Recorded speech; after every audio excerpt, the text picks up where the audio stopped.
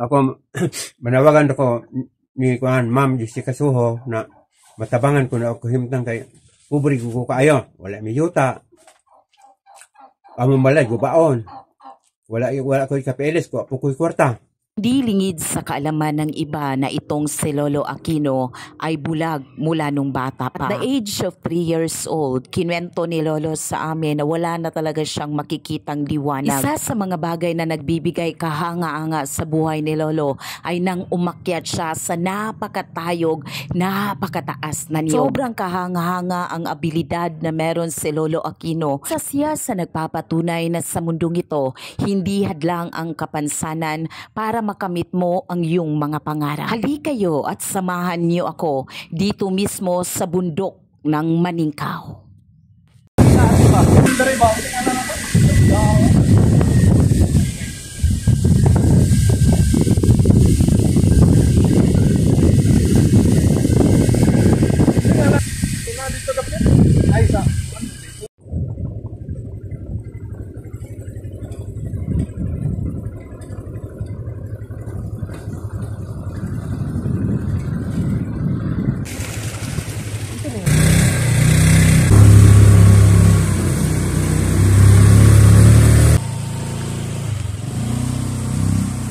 Grabe din ang daan dito guys, patungo sa bahay ni Lolo Aquino. Dating namin sa lugar ni Lolo Aquino ay agad namin siyang nakikita sa kanyang kapitbahay. Siya pala ay nanghilot sa kanila. Inwento ng mga kapitbahay ni Lolo Aquino na magaling daw manghilot si Lolo. Kung kaya't kung may mga nagkakasakit sa kanilang mga kapitbahay, si Lolo Aquino agad-agad ang kanilang tinatawag. Well known si Lolo Aquino sa kanilang lugar. Pagkat aside from manghilot siya, ay nagtitinda din si Lolo Aquino ng mga tuba. Ito ay tinatawag sa English na coconut wine. Ang tuba or coconut wine na natatanggap ni Lolo Aquino ay mula ito sa mga inaakyat niyang mga punong niyog. Kapag may nakukuha na siyang mga coconut wine, tinitinda niya ito sa mga kapitbahay nila para may pambili siya ng bigas at pagkain niya pang araw-araw. Hala, nagkabukol ka.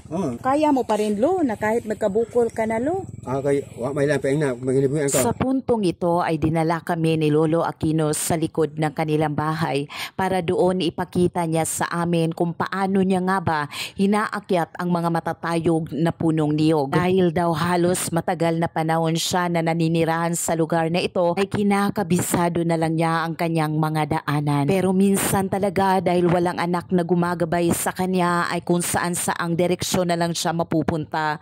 Pero kapag siya daw ay nadadapa, pipilitin at pipilitin pa rin niya na bumangon. Minsan din sabi ni Lolo, napakalungkot daw kapag nag-iisa ka. Pero wala daw siyang choice kung kaya pipilitin pa rin niyang lumaban.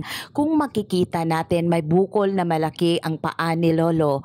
Kung kaya't ito daw sometimes ay sobrang napakasakit. Bakas ito ng mga lubid. Sapagkat sa tuwing aakyat siya sa mga niyog ay gagamitin niya ay ang lubid. Tinali niya ito sa kanyang mga paa, ginawa niyang apakan para makapunta siya sa mataas na parte ng puno.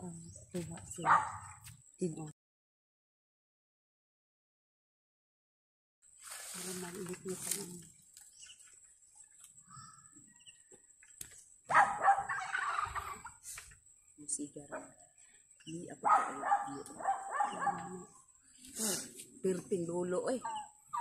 Grabe, oy. Makabalong ito. Mo gani.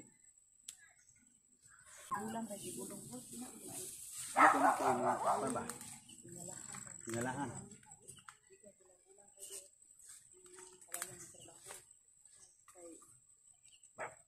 Kung makikita natin na ay sobrang maingat si Lolo sa kanyang mga galaw.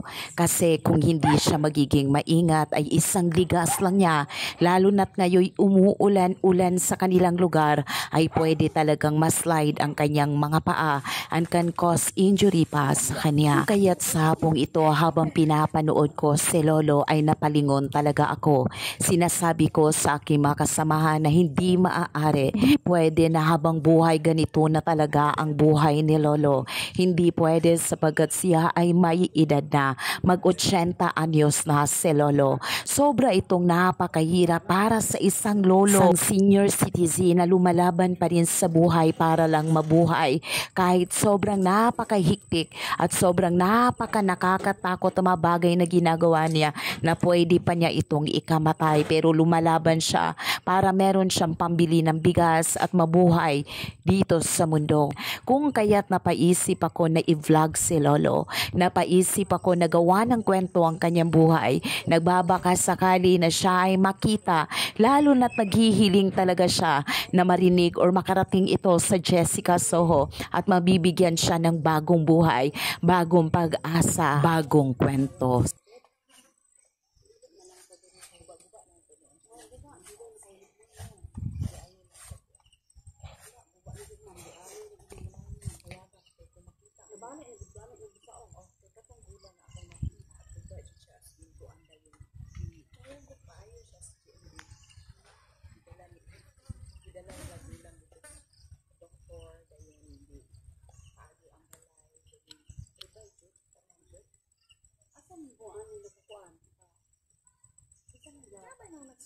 Nang matapos ni Lolo linisan ng itaas ng niyog ay agad-agad naman siyang bumaba. Sobra akong nasurpresa nang bumaba na si Lolo sapagkat para bang ang bilis-bilis niyang makababa.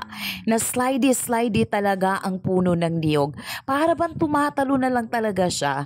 Nang lumalapit na si Lolo sa amin ay walang nakahawak sa kanya. Kung mapapansin natin, naiibang direksyon siya. Muntik na siyang nabunduol dyan sa may saging. God is good all the time, and all the time, He is good in the life of Lolo.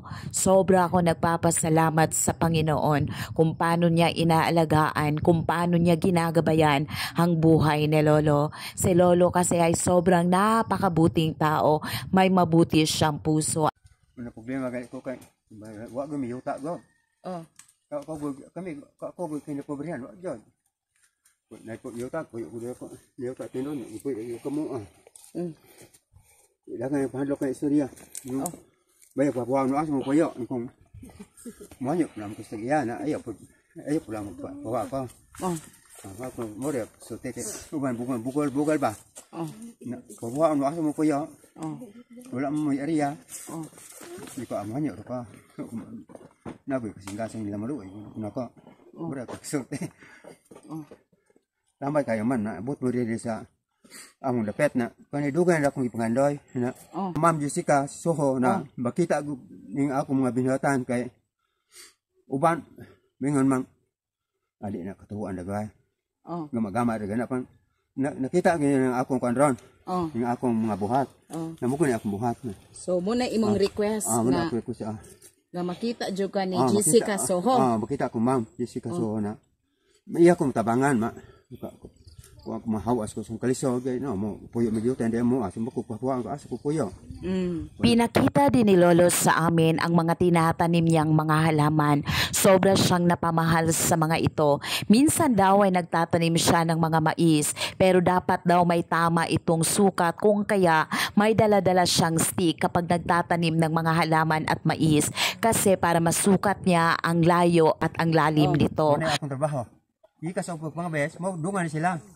Jadi na kay wa ko mo kuya ito mo layo ang kuya bukid mo sa una nya babalhin lagi mo sa amogalon dire sa balhin mo minikaw kay makakuyo ta to may gabantay mo to dire na ko nag-uma kay yang yuta ko nag-uma dire nya Kain na tayo ng kamote dahil sa kanyang tiyaga. Apino Gindiran o dulaw.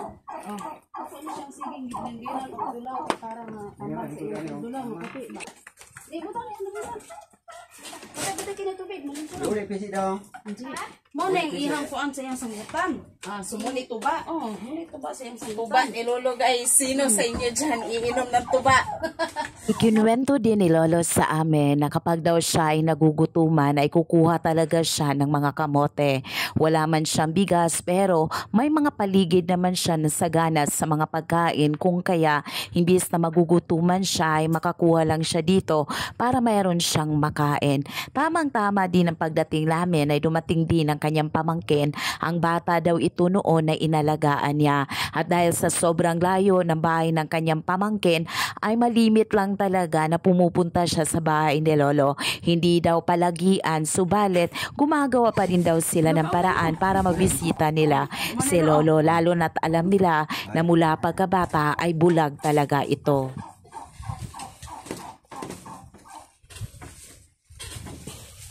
Saktong lasa.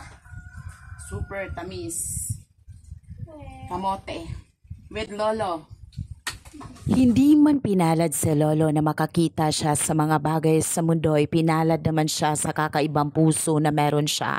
Nakikita ko na habang nagsasama kami ni Lolo ay sobrang napakabait ng matandang ito, sapagkat kung ano ang bagay na meron siya ay binibigyan niya rin ako. Tulad ng kamote, alam niyo ba, pagkatapos naming kumain ay binigay niya pa sa akin ang tirang mga kamote at sinabi pa niya, baka may mga kamote pang hilaw doon, ipadala mo na rin sa kanila. Besides sa kabutihan ng kanyang puso ay meron din siyang kakaibang lakas at determinasyon na gagawin ang mga bagay na kahit nakakatakot at mga bagay na imposible pwede palang mangyari. Si Lolo ay merong isang bagay na hiniling. Matagal na daw niya itong tinatanong at pinapag-pray sa Panginoon. Ito yung bagay na hiniling niya. Sana ay makarating ito kay Jessica Soho. Sana ay makita ako sa TV. Sana ay makita ko ang sarili ko sa TV. Kung kaya't pinadala din tayo ng Diyos para sa Kanya kasi isa tayo sa tutupad ng Kanyang mga pangarap. Serilyn Batal Grifalde TV Show. Kana ako na paton nilang magpapakain kuan ng nila. saing. Gagmay. Yan. Ako maglungag. Yeah. Dayon kayo, mag-aral kayo. Si Lolo lahat. Gamay pa mi ato sa una. Layo ang inyong bahay dito. Sa Subukad. Twin Lake. Twin Lake. Kamdik na. Nya ikaw ra dito usalo, ikaw lang nag-isa. Ako po yung lungag, ako po yung kuan. Ako po yung kuan mo na maipikan ko. Di mo ko pangalit kamuti. Mukuha na mo ko sopa sa tindahan. Ang kanon. Si Lolo ay isa sa mga taong nagpapatunay sa mundong ito na walang imposible. Sa buo ang iyong paniniwala at harapin mo ang anumang takot sa mundong ito. Maniwala ka lang sa sarili mong kakayanan. Maniwala na sa mundong ito ay may mararating ka. Lalo na kung alam mo na ang Diyos ay iyong kasama at lagi mong iisipin na kahit kailan ang Diyos ay hindi nagkakamali at kahit kailan ang Diyos ay hindi nagkulang. Lolo, maraming salamat sa pagbahagi mo ng iyong kwento. Umasa ka, Lolo, na babalik kami sa part 2. Pagdadasal din namin na sana makakarating nga ito kay Jessica Soho para matutupad ang isa sa mga pinapangarap mo. May the Lord God Almighty blesses you, Lolo, both now and forever. To God be all the glory.